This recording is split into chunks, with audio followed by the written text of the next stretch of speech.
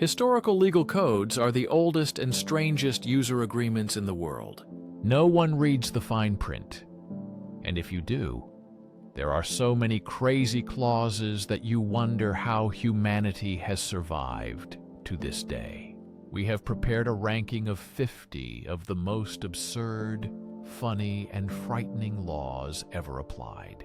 From mandatory kidnappings to the death penalty for bad poetry. By the end of this review, you will feel better about your government, or at least become a little less irritated. It was a routine ritual that the groom had to maintain for years. Secondly, in ancient Athens, there was a law that made family dinners incredibly awkward.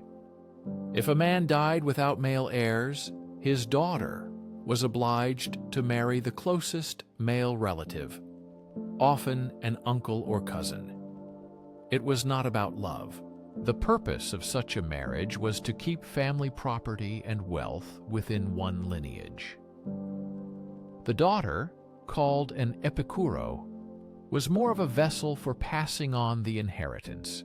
Imagine that your father died, and your inheritance is tied to a husband you have known since childhood by law.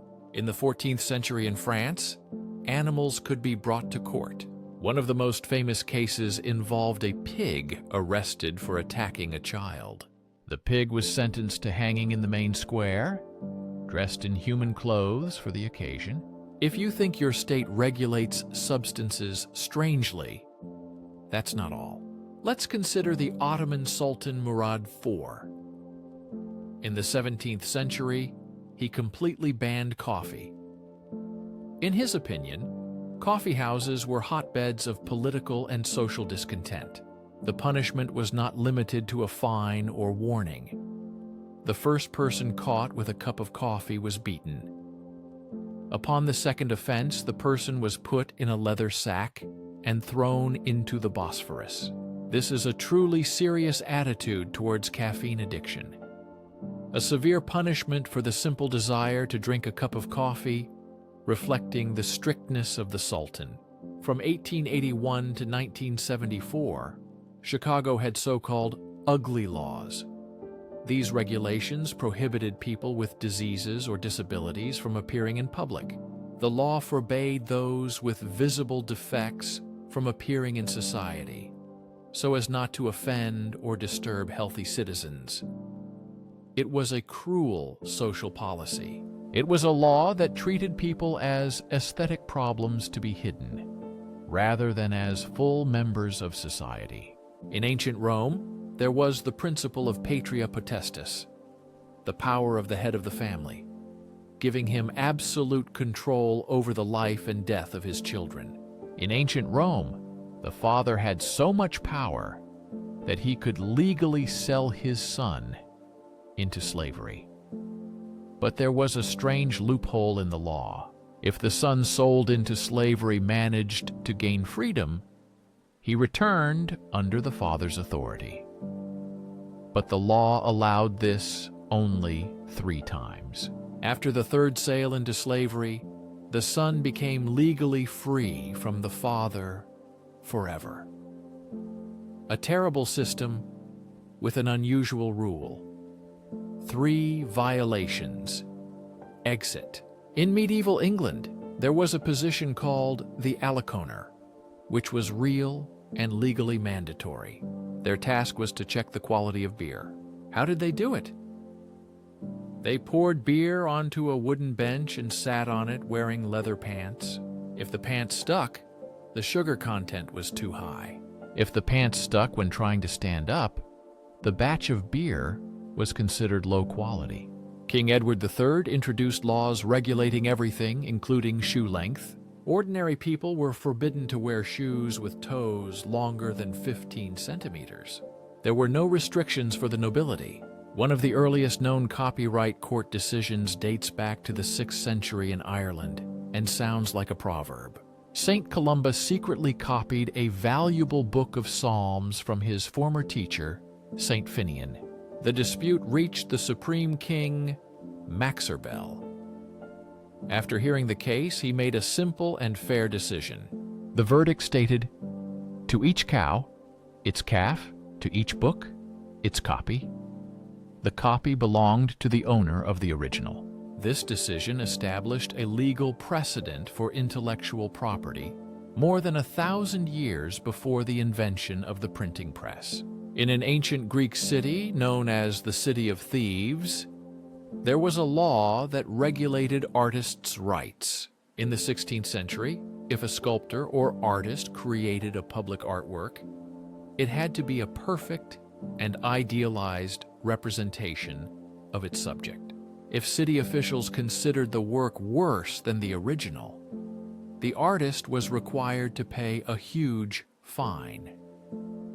But even if the work was better than the original, a fine was still imposed. Winning was impossible because the law demanded perfection, and any deviation was punished.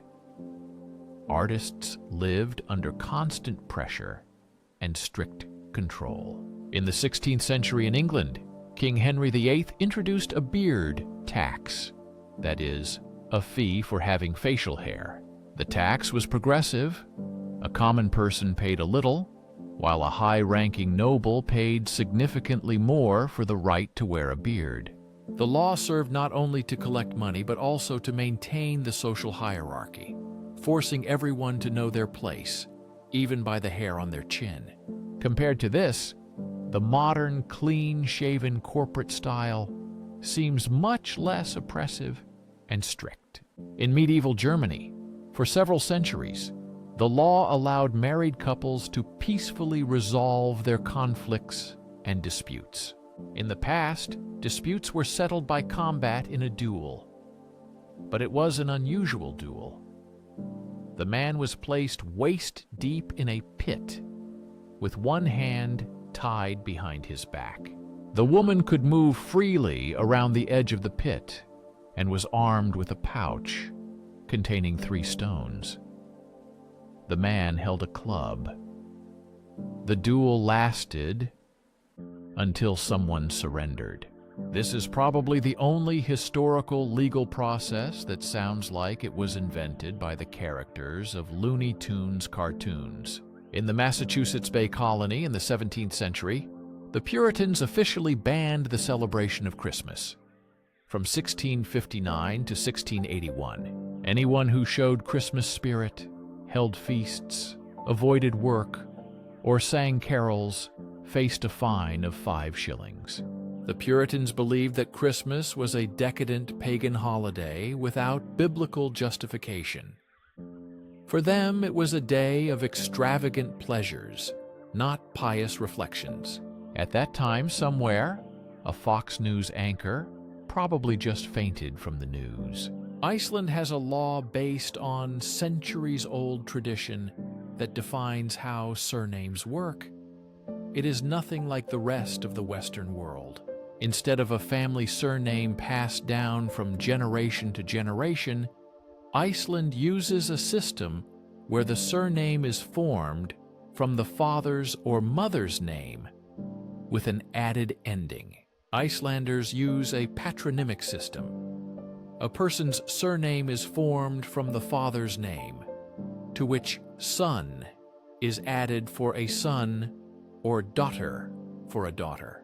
If a man named Jan has a son Olafur and a daughter Sigridur, their full names would be Olafur Jansson and Sigridur Jonsdottir. In Iceland, a surname does not tell a story. It only indicates the person's father, showing his name at the end of the surname. The ancient Greek legislator Zeleucus of Luria was known for his literal and harsh code of laws. He decreed that the punishment for adultery should be the blinding of both eyes. Soon his own son was caught in this crime. Faced with the choice of either breaking the law or blinding his son, Zeleucus invented a third form of punishment. He ordered that his son lose one eye, and Zeleucus himself lost one eye, thus adhering to the letter of the law.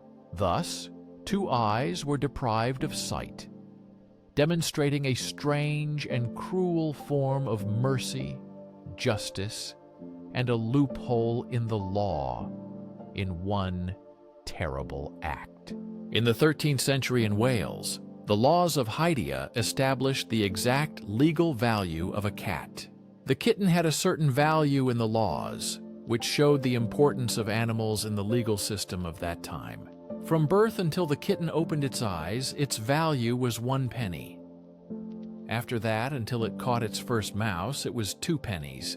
When the cat proved its mouse-catching abilities, its value sharply increased to 4 pennies, which was a significant amount at the time.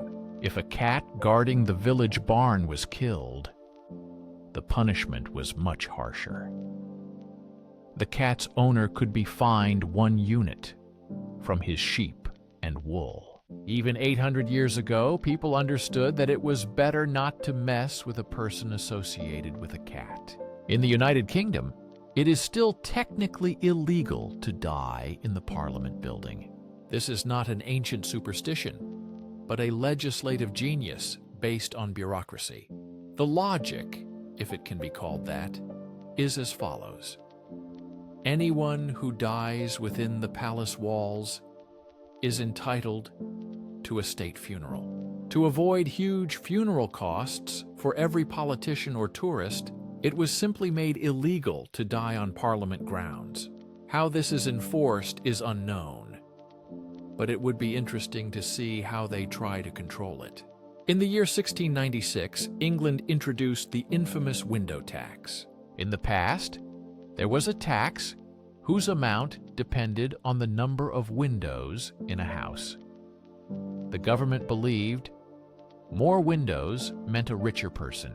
The people reacted simply. They started breaking windows to avoid the tax. As a result, houses became dark, damp, and poorly ventilated. Doctors of that time linked these conditions to the spread of diseases. The government seemed to manage to tax even fresh air. In the Aztec Empire, the laws about clothing were extremely strict. Ordinary people were strictly forbidden to wear cotton clothes. Cotton was considered a luxury and was intended only for the nobility. Commoners were supposed to wear clothing made from agave fibers.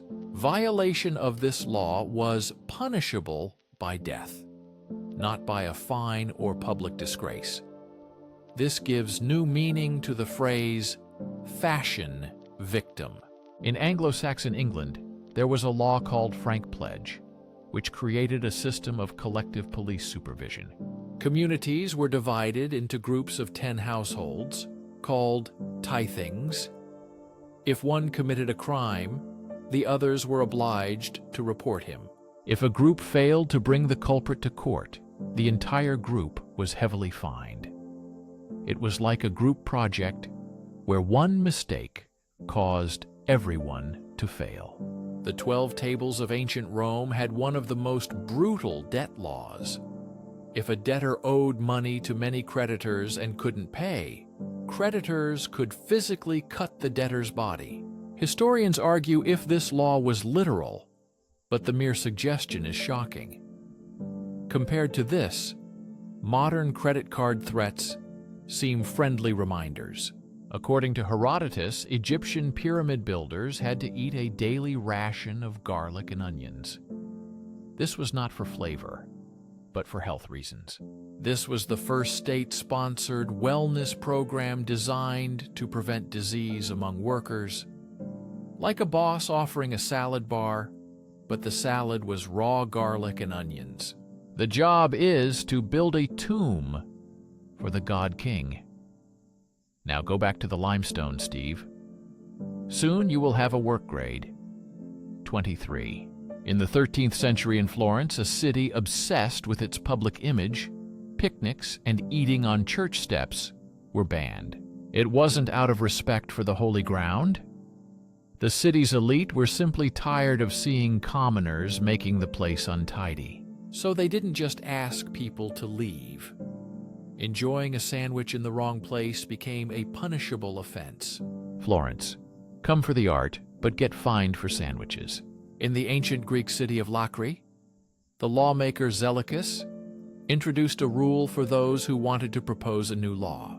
It was necessary to present an idea at a public assembly with a rope around your neck. If the law was rejected, the executioner immediately strangled the proposer. The idea was to make people think very carefully before proposing changes. This is the most cruel and effective political constraint. Imagine how short congressional sessions would be under such a rule. Just imagine. You have already heard the story of King Canute, who ordered the tide to stop.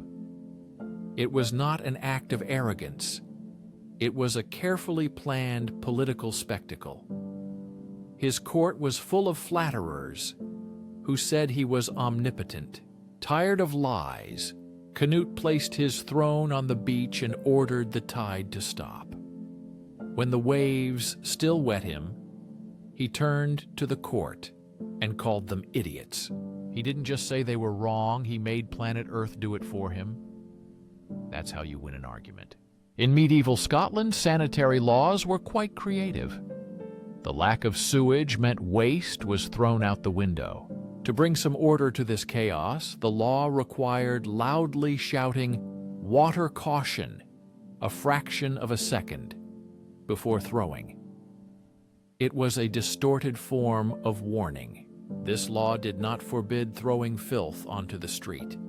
It defined the legal difference between an attack and a friendly, albeit very disgusting, warning. In Old English common law, there was a troubling principle known as the rule of thumb. This informal law allowed a husband to physically punish his wife, but the law limited the degree of punishment. Yet this principle sparks much debate and condemnation today. The stick he used was no thicker than his own thumb. This grotesque measure tried to quantify and legitimize domestic violence. It chillingly shows how terrible ideas were enforced literally by a ruler. In the Belgian city of Ypres, the Festival of Cats featured a barbaric main event. The city jester threw live cats from the Bielefeld Tower to the square below to kill evil spirits. This cruel tradition stopped in 1817, replaced by the use of stuffed animals, which was a significant improvement.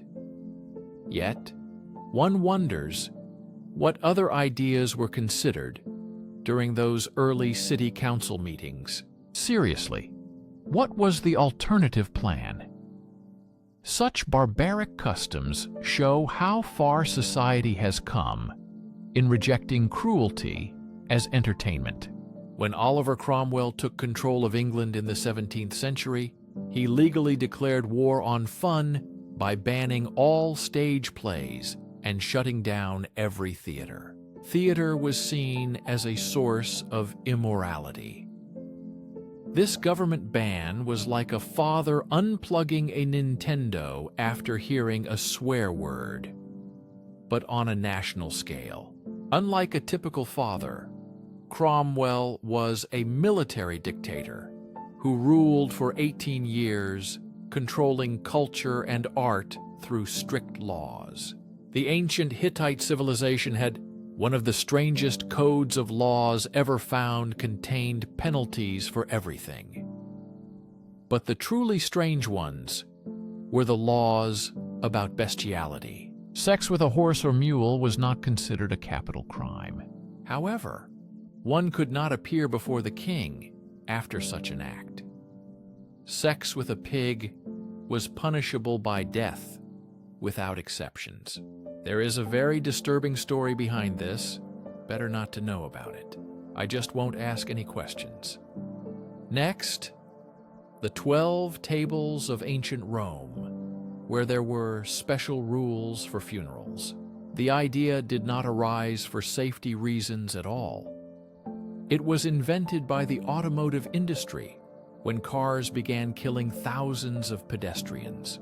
The auto lobby launched a large-scale PR campaign to shift the blame for accidents onto pedestrians. They organized safety parades and mocked those crossing the street in unauthorized places. Cities passed laws prohibiting pedestrians from crossing the street outside of crosswalks. A new type of crime was literally invented, and people were forced to comply with it. So, if you hesitate at the curb, remember that this is not a safety rule. You are obeying a century-old marketing campaign, not common sense. In the year 1518, in the city of Strasbourg, a woman named Frau Tropfa stepped onto the street and began to dance. She did not stop for almost a week. After a month, more than 400 people had joined the dancing plague. The authorities were baffled and turned to doctors for advice. Medical and legal advice concluded that the treatment for the fever was even more dancing. Guild halls were freed, a stage was built, and a band was invited. The sick were literally prescribed to dance the fever. This is considered the worst advice in the history of public health. In the 15th century, the Republic of Venice had a shadow intelligence agency called the Council of Ten. Their power was absolute and their methods direct. Official documents show that the council had a budget and a formal legal process for hiring assassins who used a special poison to eliminate political enemies. They contained a detailed price list for poisoning various officials, from a Turkish general to the emperor of the Holy Roman Empire. It was a state-sponsored assassination for hire, with detailed receipts and official contracts with the government. In ancient Rome, wearing purple was a dangerous game, especially the shade of Tyrian purple, which was allowed only for the emperor. This dye was extremely expensive, extracted from thousands of small sea snails, and symbolized supreme power. Senators could wear a stripe of this color, but a fully purple toga meant either the emperor or death. Imagine that you are so powerful that you possess a color, not a brand or logo, but a real color. This is not just a style. It is a statement expressing supreme power and status. In ancient Athens, there was a brilliantly paranoid democratic process called ostracism. Once a year, citizens could vote to exile any politician for 10 years without trial, charges, or evidence. It was enough to be unpopular, too influential, or simply annoying to be exiled. In ancient Greece, there was a tradition of throwing the name of one's most disliked person onto a piece of broken pottery called an ostracon. If a person received 6,000 votes, they were exiled. This was the world's first unfriend button, except pressing it meant 10 years of banishment. Imagine a social network that punishes with exile. In medieval England, in the 13th century, a law known as the Assize of Arms required all men from 15 to 60 to own and train with a longbow. In this light, even jurors seem like less burdensome duties. The law required not to miss training and to be ready to defend the homeland. In the 17th century, in colonial America, Puritans strictly observed church etiquette. Several colonies banned chewing tobacco in church. What is interesting is not the ban itself, but the loophole. It was often allowed to chew tobacco during the service if one did not spit on the floor. Some churches even set up special places for smoking or chewing tobacco to maintain cleanliness and order in the temple. Thus, the Puritans combined strictness with practicality, maintaining discipline and respect for church rules. Even people who banned Christmas understood that one cannot take away a person's vices. In the year 1516, Bavaria passed the Reinheitsgebot, the German beer purity law. This law is often called the oldest consumer protection law. But it hid a genius. The ban on using wheat and rye preserved these grains for bread making. Thanks to this law, food crises were prevented. The Germans solved the potential hunger problem by adopting a beer law that became not just a rule, but a sacred contract between the people and their food. The harsh English maritime law, known as the Wreck Law, stated that if a ship wrecked on the shore and all died, the cargo passed to the local landowner or the crown. However, if at least one person, or even a cat or dog, survived and reached the shore, then the owner of the cargo could reclaim their property. This law created a grim incentive for coastal residents. It was more profitable for them not to save people in order to obtain the cargo. In history, some laws were oddly specific and strange. For example, a law made every shipwreck a life or death game show for those who survived.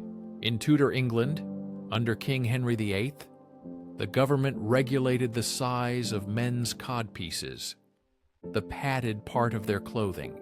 Parliament debated how much stuffing could be used in codpieces, as they were a symbol of status, not just modesty or fashion.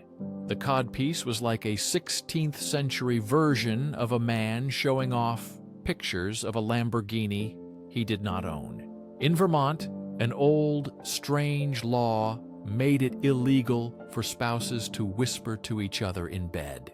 The reason for this law is lost to history, making it all the more intriguing and strange. What could have been so dangerous about pillow talk that it needed legal intervention? Possibly a conspiracy whispered in the dark.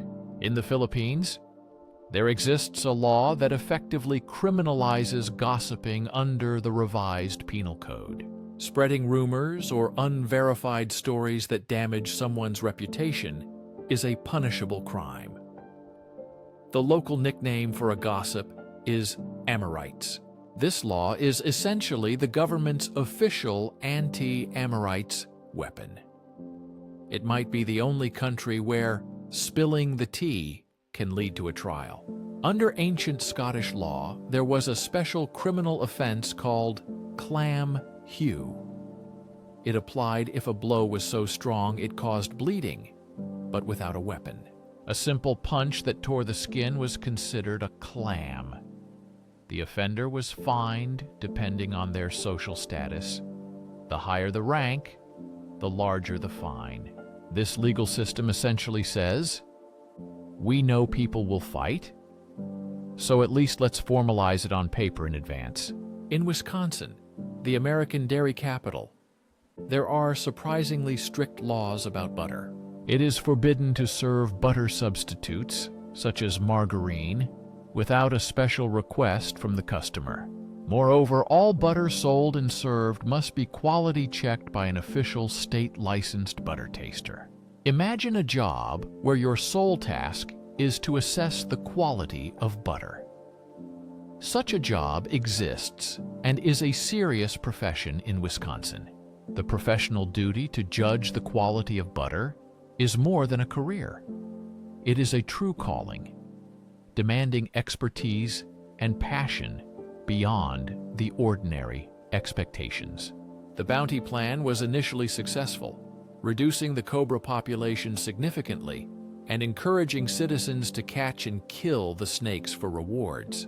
However, some enterprising people began breeding cobras just to kill them and claim the bounty, exploiting the government's reward system. When officials discovered the scam, they canceled the bounty program. Breeders, left with thousands of venomous snakes, released them into the wild. The cobra population in Delhi grew even larger than before, illustrating the unintended consequences now called the cobra effect. The Cobra effect describes situations where a proposed solution actually makes the original problem much worse, often exponentially increasing its scale. For over 900 years, the English town of Dunmow has maintained a tradition known as the Dunmow Flitch. This custom allows a married couple to stand trial, proving they have lived in perfect harmony for 1 year and 1 day, without any arguments or regrets. If the couple convinces the jury, they are paraded through the streets and awarded a flitch, which is a giant side of bacon. The tradition of eating bacon is wonderful and at the same time very English. The main reward for family happiness is pork. It is a symbol of comfort and well-being at home. Since the time of Napoleon Bonaparte, there has been a law in France prohibiting naming a pig Napoleon. This protects the emperor's honor from associations with the animal. Although the law is not enforced, it has not been officially repealed. This means that in the dusty legal codes of France, the reputation of the pig remains a matter of national security. For many centuries, English law included the mortmain principle, which literally means dead hand. It prevented the transfer of land to corporations after death. The concern was that corporations, which do not die, would lock up land forever, not returning it to the market and not paying taxes to the king. Even the dead could not refrain from owning land.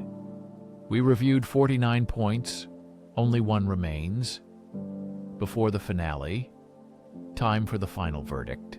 In our opinion, the main prize goes to the most incredible law from today's list is the German trial by combat. Why?